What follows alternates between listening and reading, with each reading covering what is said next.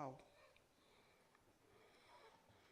Your Excellency, Madam Rachel Ruto, the First Lady of the Republic of Kenya,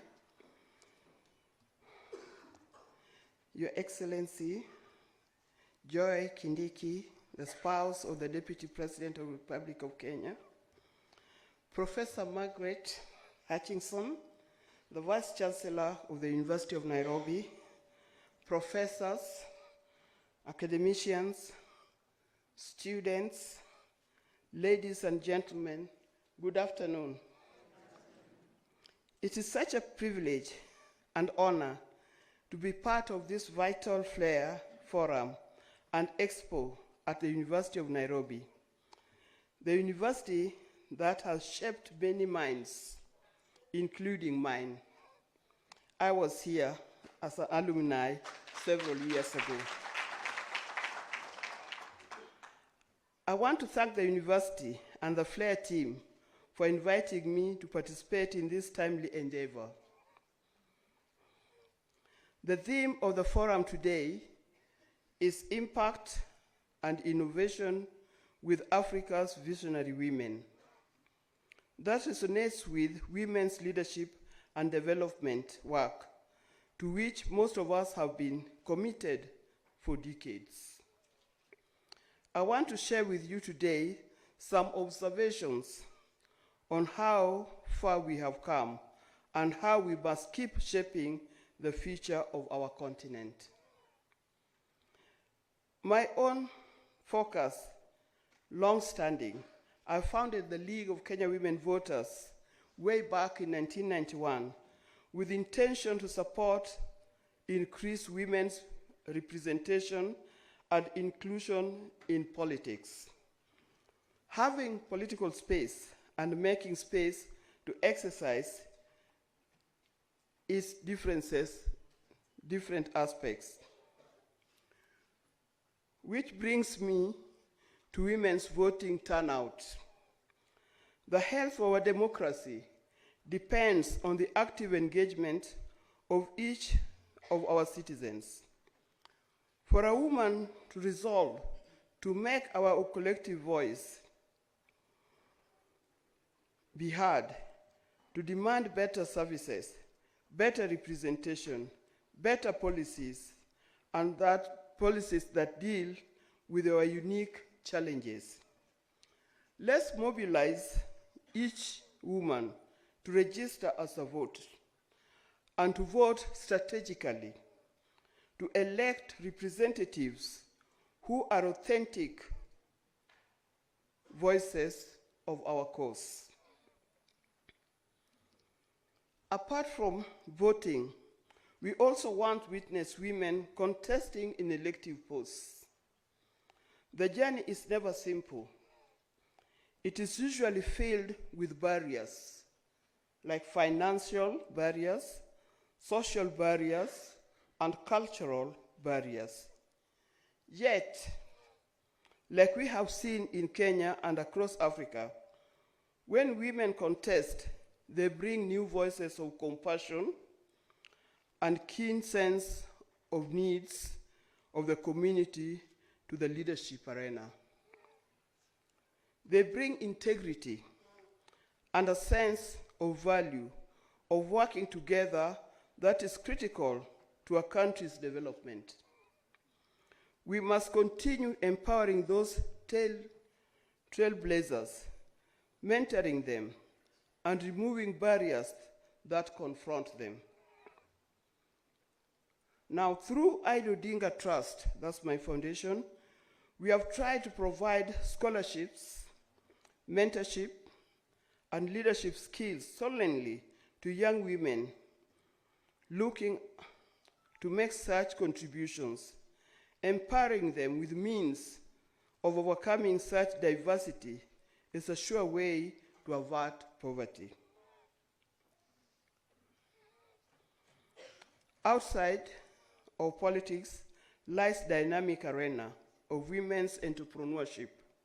Economic empowerment is the linchpin of true emancipation. A woman who gets economically empowered gains agency, confidence, and ability to invest in the society and in the family. We have seen strength and resilience of women entrepreneurs, from micro traders to agricultural inventors to tech entrepreneurs. Women are creating jobs, driving economic growth, and building sustainable lives. That is why we must build space that provide access to finance, training, markets, and enabling policies for these vital economic players.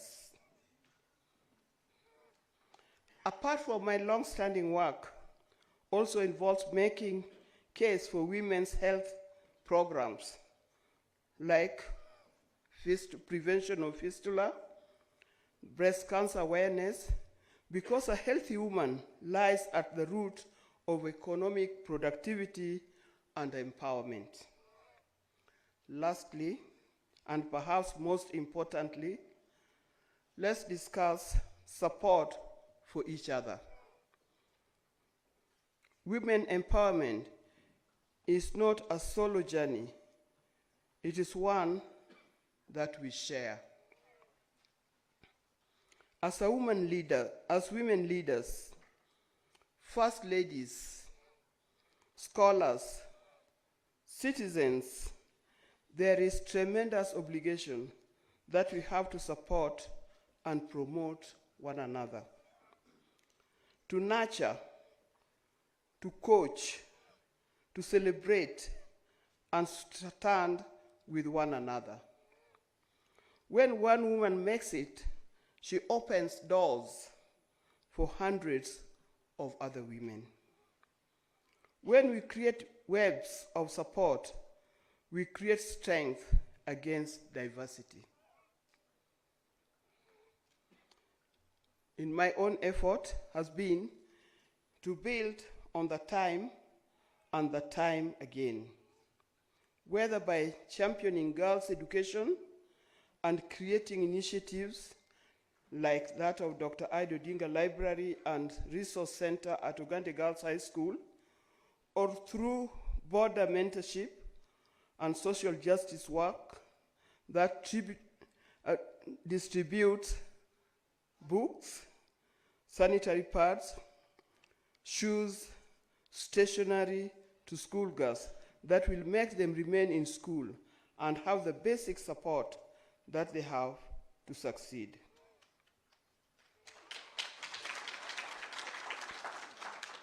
In FLAIR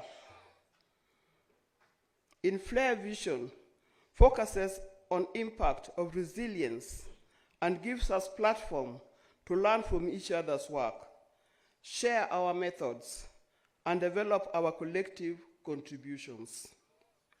Let us live here far more firmly committed to devolution to ensure that every woman has a political voice and her voice to be heard, to get more women into leadership, to build a dynamic ecosystem of women entrepreneurs, and above all, to build a solid sisterhood of support.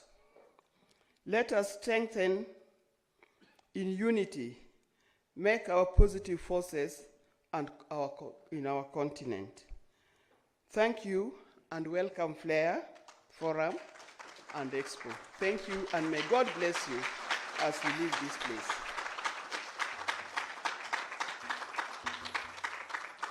Wow. Thank you very much. We may be seated.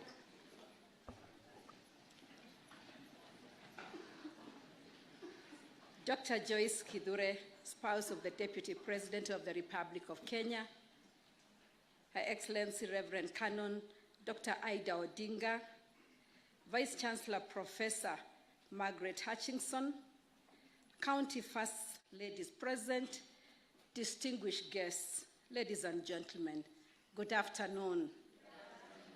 Salimiane, habari zenu. Bwana Yesu asifiwe. Amen.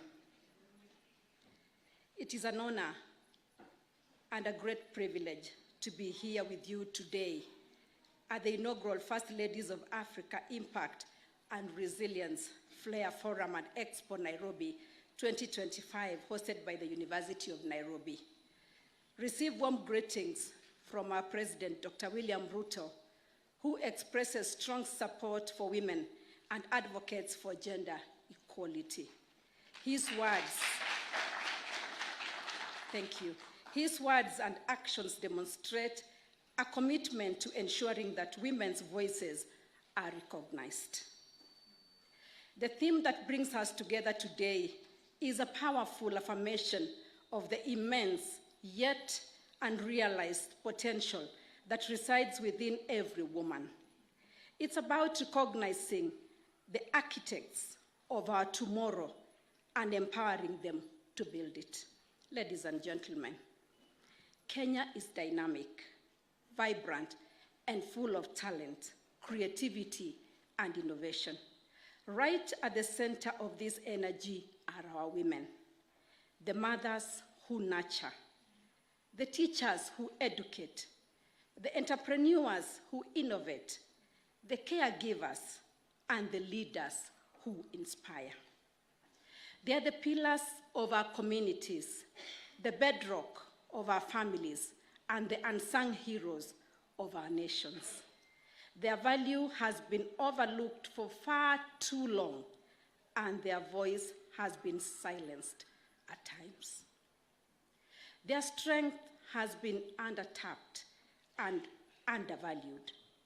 But I'm here today to announce that the winds of change are blowing and Kenya's women are on the rise. The FLAIR Forum and Expo is a revolutionary movement. It is a brilliant concept that brings together Kenya's women leaders from various sectors. This convergence of diverse skills and passion is precisely what we require to catalyze profound social change and develop genuine resilience in our communities.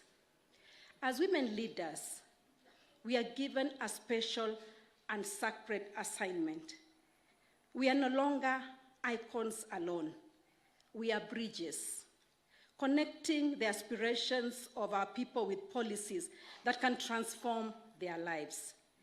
We are change agents, touching the very center of communities and planting the hope that is tangible among the marginalized and underprivileged. While Kenyans and Africa's challenges are multiple and variable, so are our advantages and solutions. I truly believe that when we empower a woman, we don't just empower her, but her entire family, village, and ultimately our nation. We open up a robust and long-lasting driver of national prosperity. Ladies and gentlemen, 16 years ago, I began my journey of empowering women economically through table banking under the Joyful Women organization. I have witnessed the power of women uniting to pool resources, start businesses, educate their children, and build resilient communities through table banking. Table banking has given women financial independence and a voice, proving that small collective actions can bring meaningful change. It mirrors FLAIR's ethos of collaboration and empowerment, showing us that when women come together, we redefine possibilities. I commend each of you for your contributions today. Thank you for creating a platform where African women across generations and borders can connect, mentor, and inspire one another. As I conclude, I wish to congratulate the University of Nairobi and the FLAIR team for their vision and dedication towards setting up this vital platform for critical thinking and joint action. Let us utilize the two FLAIR events this great expo here in Nairobi and the next FLAIR Summit in London in June of this year, 2025, to connect our networks, to amplify our collective voices, and most significantly, to commit to tangible, quantifiable action that will leave behind lasting positive change for women. Women of vision don't just witness progress, they ignite it, build it, and drive it forward with unstoppable force. You are phenomenal women. Innovate with purpose, impact with passion, and inspire with power. Asanteni sana, and may the good Lord bless you. Asante. 1, 2. Thank you, Your Excellency. I'll request you remain on stage kindly. We have 2 items remaining as we come to the end of our program. I will ask Her Excellency